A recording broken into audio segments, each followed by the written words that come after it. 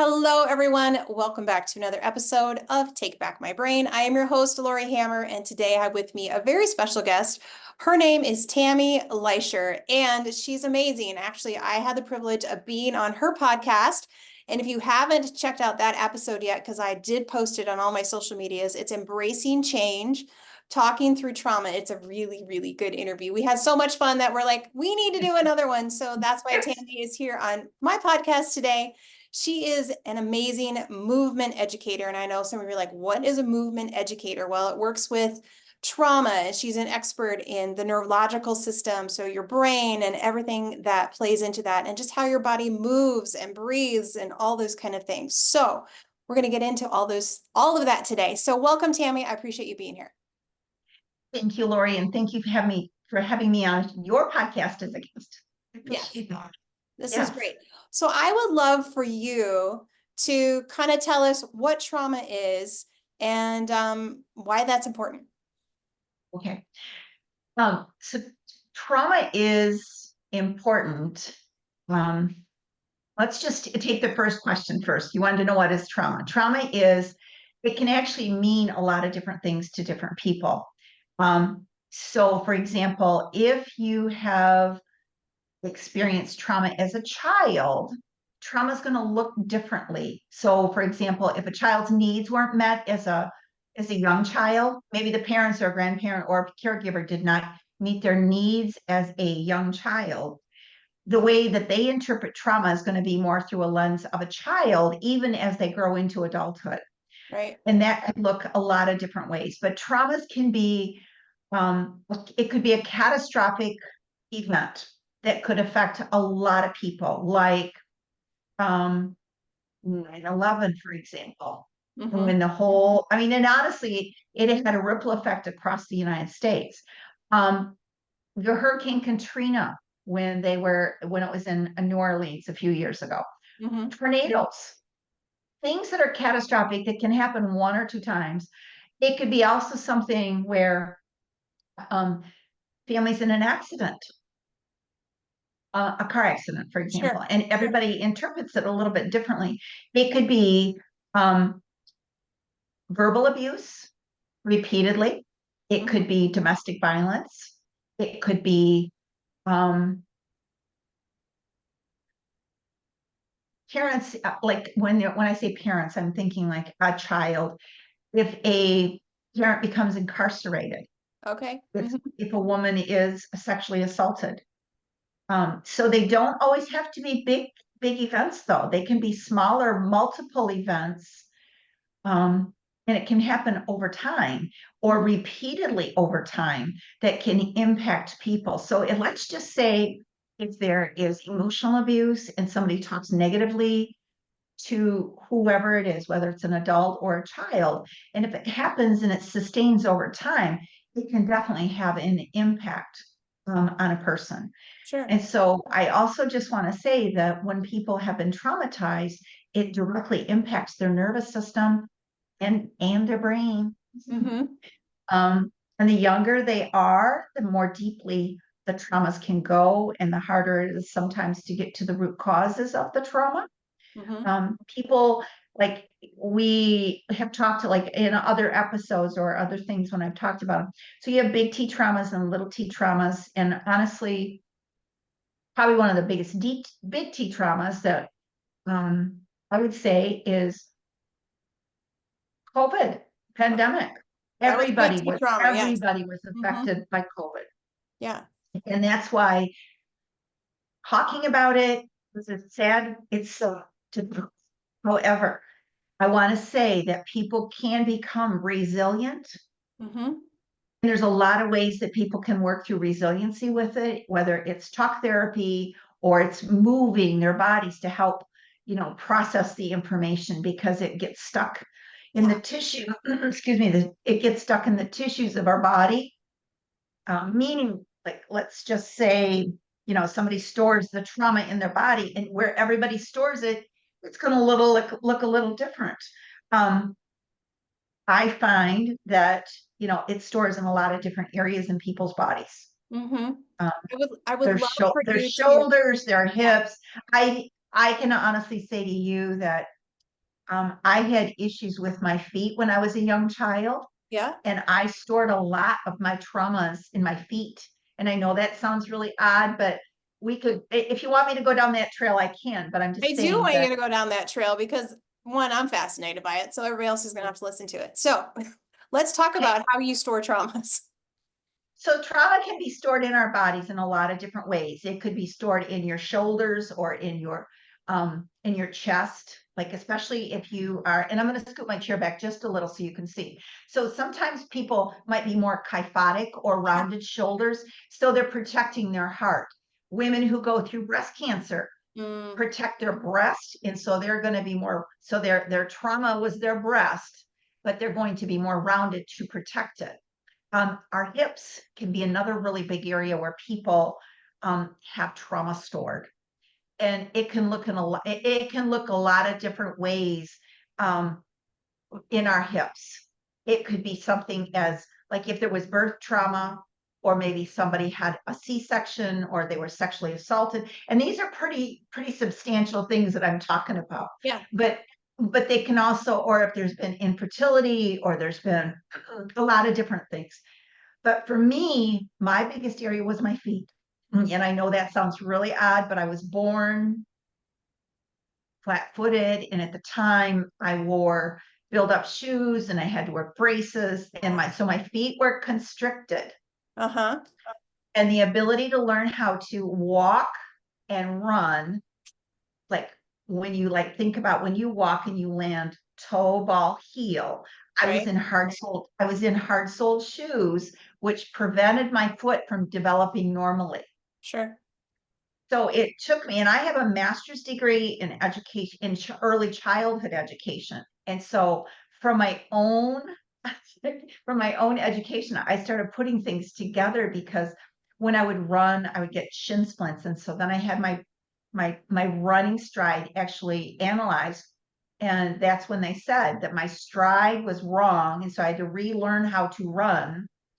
And then from there, I took it into deeper into Pilates. And Pilates there's a lot around footwork in Pilates. And so using balls and rolling my feet.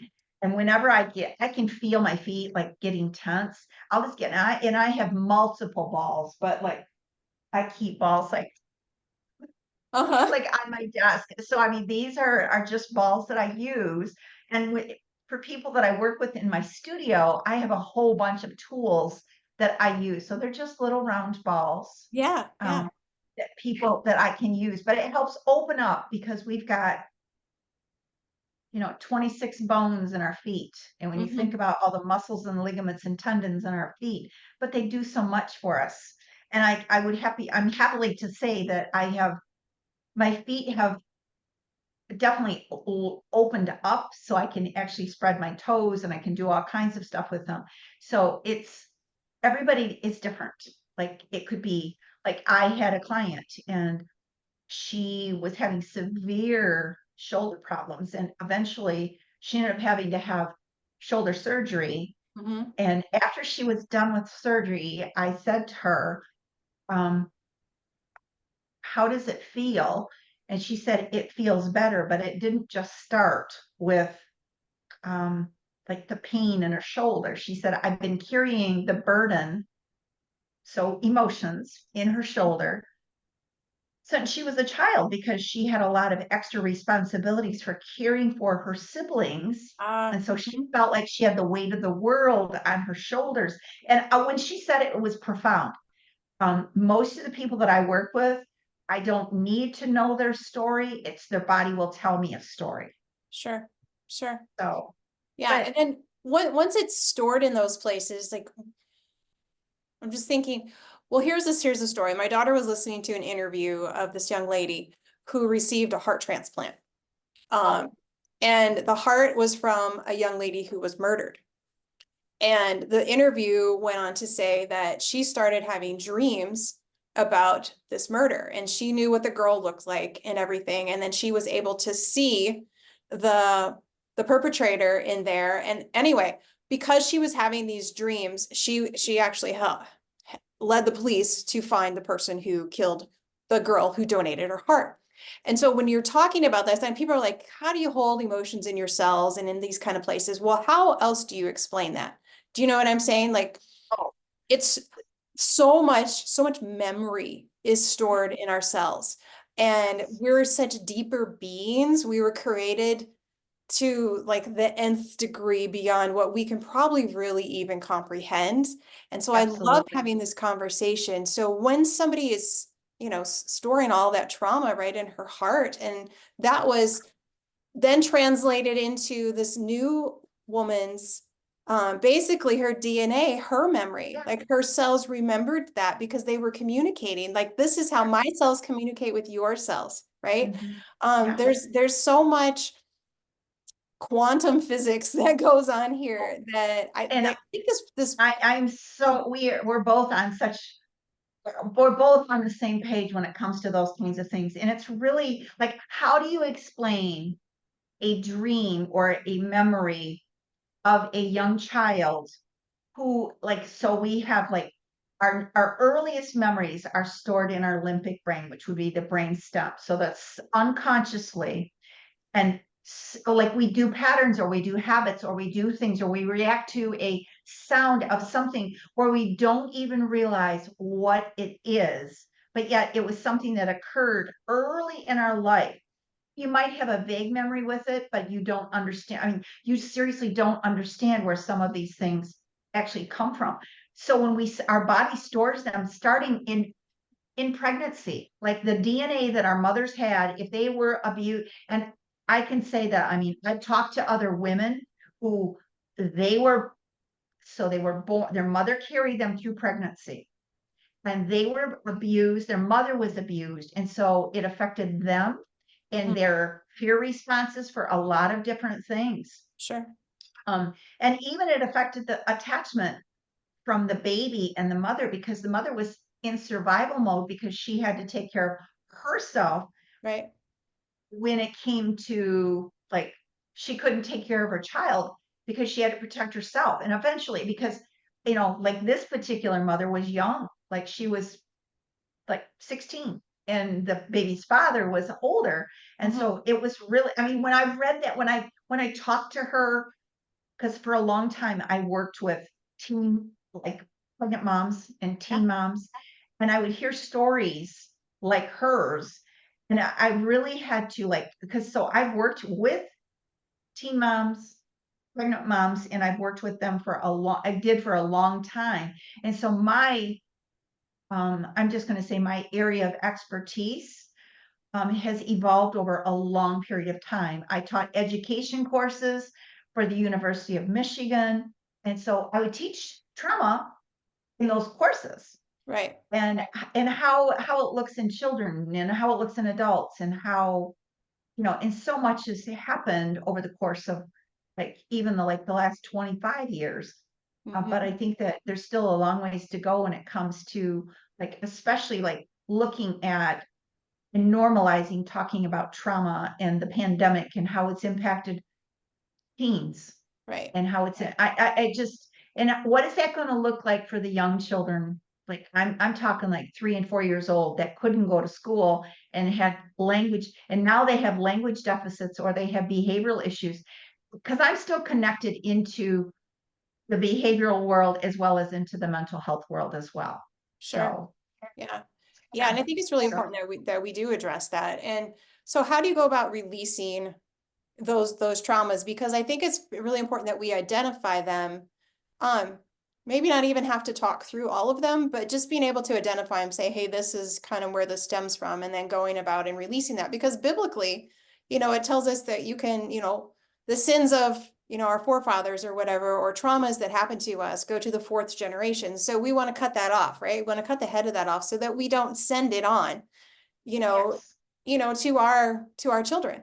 So how do you Yeah. go about doing that? So the intergenerational trauma is something that it vastly, um, it's just to me, it's something when you can look at it generation after generation and see the same or similar traumas. Hmm. So when a person actually comes to work with me, I'm just going to say to you, they don't even realize sometimes that they're holding trauma in their bodies.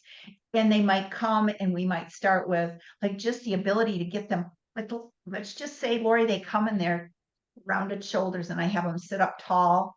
Mm-hmm. And we might start just breathing because most people, when they've gone through trauma, are either A, breath holders or shallow breathers.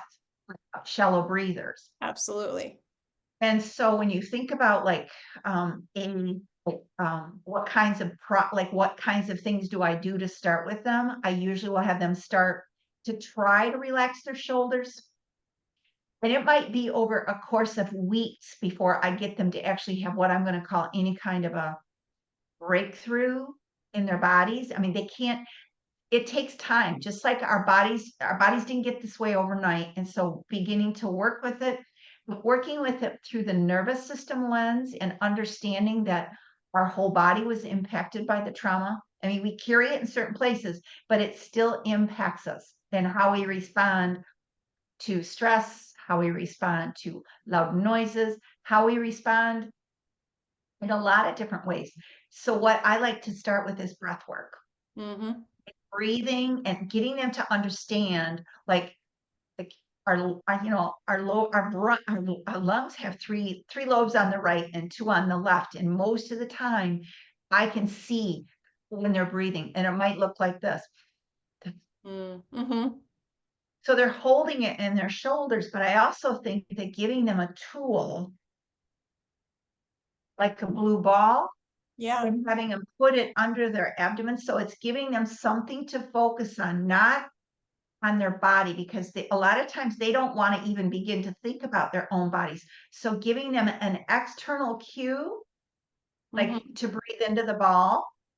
And as you breathe into the ball's going to move, it's going to expand and contract with each breath versus focusing on their body. So, because a lot of times, they might want to have them put their hands on it, but when they first come, I give them external cues so they're not focusing on their bodies, because so many people who've gone through trauma want to take and not put the shadow on themselves. They want to take and put it on somebody else. So Right. it's something that is a journey in itself that, I mean, I've seen clients begin to release. And when I say release, like, let's just say my client that I was talking about earlier, her whole arm would start to shake. Mm. And we were doing like, there's a posture or a movement, it's called hug a tree. And she was just using like 3-pound weights, but she had a difficulty even holding a 3-pound weight in her hand. And so we started just with like plastic water bottles just to give her something to hold on to Mm-hmm. begin to get her to open. And once she started feeling it, and it was like, because it was for her, the incisions was like right in through Oh, here, and yeah. she began to open. But opening through the heart center, people hold also a lot of emotion in their abdomens, which can also create eating issues with digestion, issues Right. with our lungs, issues with our heart. Mm-hmm. And you being nutrition, I mean, it can affect a lot. Oh, Um, absolutely. Yeah, because then you can't absorb when you're all closed in, you can't absorb your nutrition, right? So everything still has such a delicate emotional base to it. We can say, I always tell my clients it's never just about nutrition, right? It's never just about nutrition. We have to deal with body, mind, and spirit. We have to deal with emotional things that are going on there as well. And not necessarily with me, but we got to deal with it, with God or with a counselor or with something, because it has to be addressed. well, so I created a curriculum and it's called Trauma Informed Movement. And so it's looking at, um, and I'm just going to use the word because a lot of people have used the word somatics. Yes. It's still what I teach is body based, but I use Pilates, I use vagal toning tools. So that could be through their voice, it could be through their breath, it could be through movement, Mm-hmm. um, and even music as well, and Sure. different kinds of music as well. So I think that when you find it, what I'm going to call a toolbox that can help you begin to release. So it's learning how to rebalance the nervous system, essentially, is what it is. So you're working from the inside out. Yep. And when you can learn to identify, something doesn't feel good inside of me, and be curious about it, Mm-hmm. and be with that emotion or that feeling, and begin to explore, where is this coming from? Yeah. And it's not an easy journey, but I think that I had a conversation with Pilates instructor, and she said, so her studio actually has Pilates and yoga. And she said to me, I have more and more clients that are coming into the studio that are experiencing that, or have experienced trauma. And my instructors don't know how to deal with it. Sure. So actually, I'm going to start working with her in a few Wow, that's weeks. amazing. So Yeah. yeah. So it's not about diagnosing somebody's trauma. It's just being aware. And like you just said, it's a body, mind, spirit.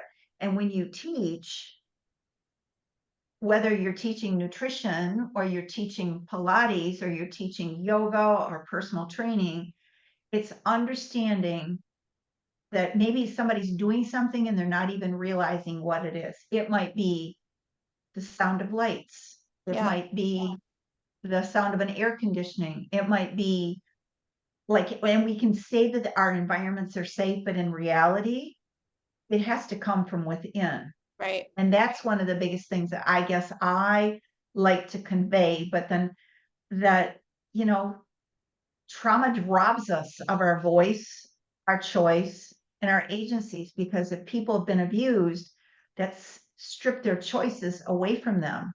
Mm-hmm. And then they don't have the voice to be Yeah. able to stand up and say, well, I don't like that. So Mm-hmm. they lose, and it diminishes their self-esteem or their sense of agency. And that's why those things are so important for me to convey to people as instructors, as just even parents, like understanding, like, Mm-hmm. so. And you talked about multiple generations. And one of the things that I just want to say that I think is important is, if you yourself are struggling, and not you, but I'm just talking to the audience. Yes. If you yourself are struggling with your own like issues or traumas, we don't realize it, but we're already passing them on to our children. So the biggest gift that we can give to our children is to deal with our own issues. Mm-hmm. Yeah.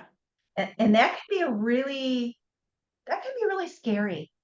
Yeah. It can. It can be scary. And can you dive into just a little bit, like releasing a trauma doesn't always have to be verbally processed. Like you don't even have to go Yes. to revisit it. Can you Yeah. expand on that a little bit? Yes, yes, absolutely. So I was talking about breath, Lori, and Mm-hmm. sometimes when people are feeling really overwhelmed, there's different kinds of breath that we can do to help release that anxiety, that tenseness. So let's just say they're anxious and they're tense or whatever it may be. So even doing a breath, like a sigh. So just take a breath in and let it go. Look at like you can't see your shoulders, but it was like your shoulders just automatically started to come down. Yeah. Yeah. Different kinds of sounds. And I'm going to do a couple, and I'm just going to say there's lots of different sounds. Dr. Peter Levine was actually the one that somatic experiencing, and he talked about different kinds of sounds. So I'm just going to do a couple, like a humming sound, and Mm-hmm. just start with a and hum. Mm-hmm. And the longer you hum, the more, so our vagus nerve comes down on either side of our neck. And what it does is it down regulates our nervous system. Mm-hmm. So you could be driving and humming if somebody pulled out in front of you, or even humming to the music or singing to the music in the car can be really cathartic. The other sounds would be like in yoga, they use the Om sound. Yep. And Mhm. so just using a long Om, so it's Om. And again, the reverberation Right. in the vocal cords is really, and again, that's where the whole voice part comes in. And then Yeah. the other one that I sometimes like to use is an M sound or the V sound. And Dr. Levine used the V sound, which was Vom. Oh, okay.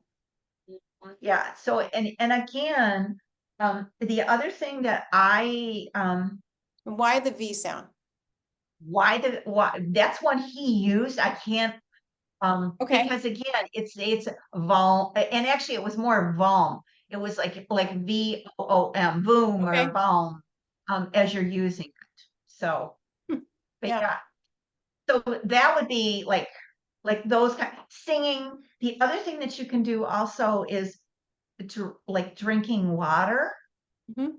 Um, and we can talk a little bit about breath, but I really caution people to explore breath too deeply, especially if they're not used to working with somebody to help them. But you could inhale, like let's just say you breathe in and you breathe in 1, 2, 3, and you hold, and it's not a hold of breath. It's just like you pause and then you breathe out on a 4 count. So it's longer. So the longer the exhale, the more down regulating it is for the nervous Right. system.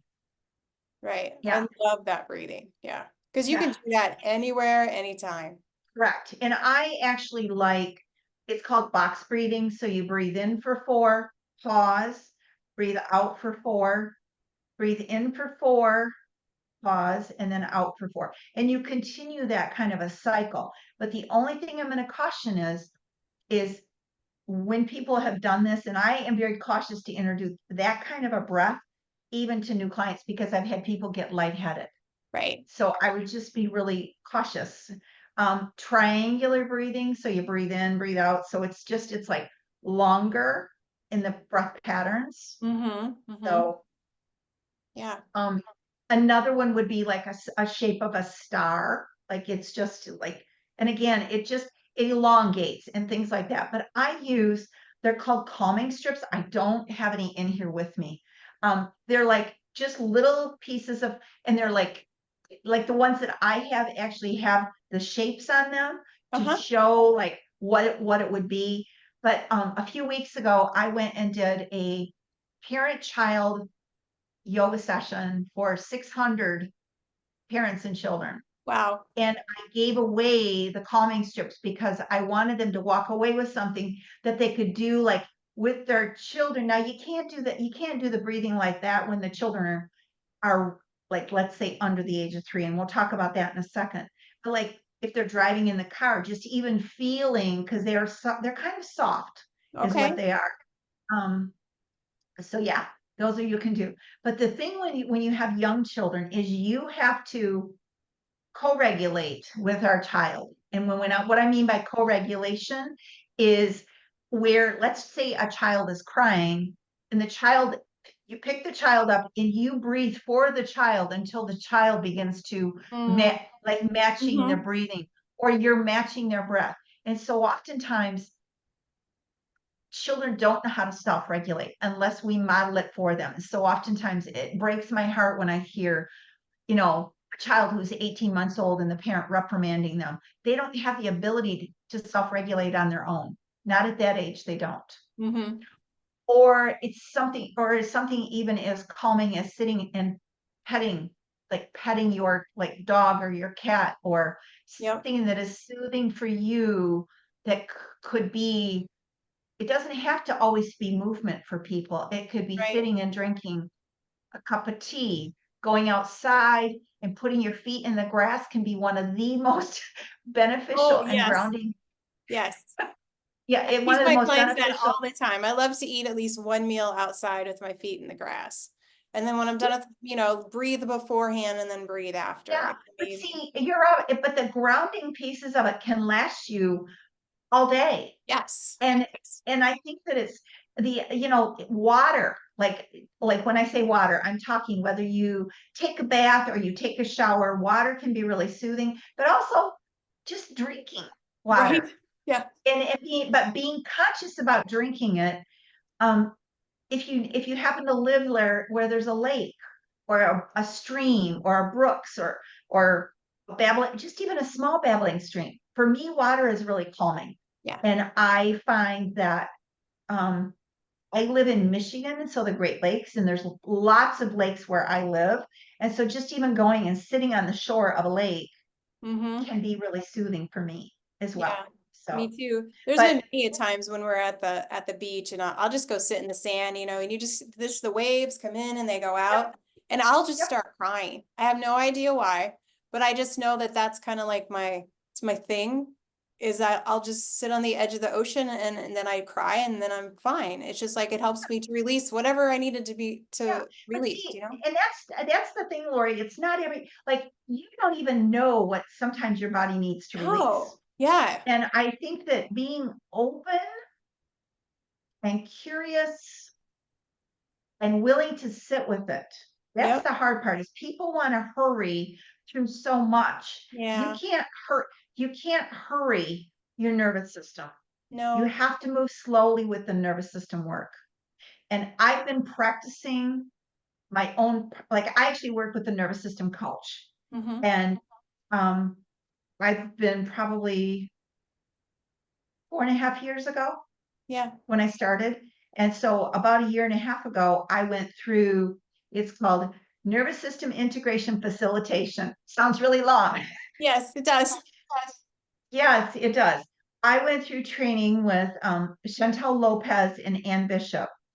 And so I'm certified through them, and which means that I can teach it. That's why I incorporate it into the work that I'm doing now. Mm-hmm. And it's just evolved over time. So the trauma informed movement has been coming around, like it's gone through 3 different iterations, so to speak. Right. And I just have been like, it continually grows and gets bigger. Right. So, That's so but good. I actually wrote I'm going to call it a booklet, Lori. It's Okay. not a, it's not a book. Do you want me to show it to you? Sure, go ahead.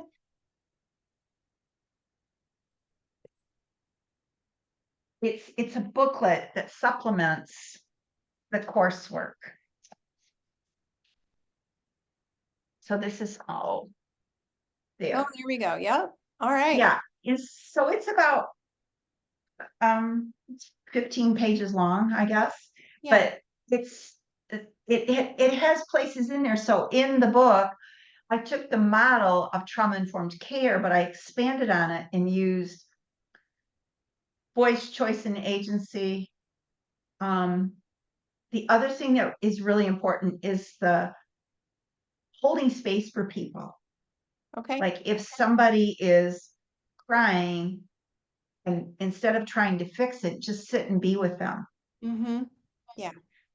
Language and pausing and letting them feel what they may need to feel. Yeah. We always try to rush that, don't we, Tammy? Yeah, and those are things that, and it's learning to slow down.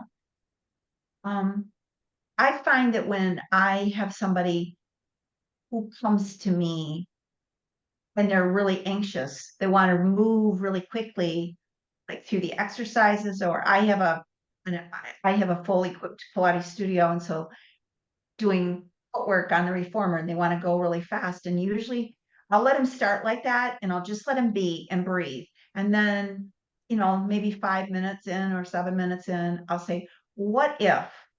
And just asking questions, but it's more of an open-ended question. What if you slowed your feet down just a little bit? How would your body respond? Mm-hmm. Or what if I gave you a ball and let you lay with the ball over your belly while you were moving? How do you think that would feel? Mm-hmm. Lots of open-ended questions that would be that make them to stop and pause and reflect for themselves. Right. Right. Well, that's good. So Really good. Well, Tammy, I have loved this conversation. This has been amazing. thank So you. I will have all of Tammy's information where you can find her trauma informed movement program. Everything will be down in the show notes. And is there any last parting thought that you would like to give my audience? You don't have to be an instructor to take trauma-informed movement. Reach out to me if you have questions about it. I would be more than glad to answer any questions that they may have. So Awesome. I don't. Thank you again, Laurie, for having me. This has been a wonderful conversation. Yes, thank you so So much, Tami. I appreciate you. And thank you all for listening, and make sure that you like, subscribe,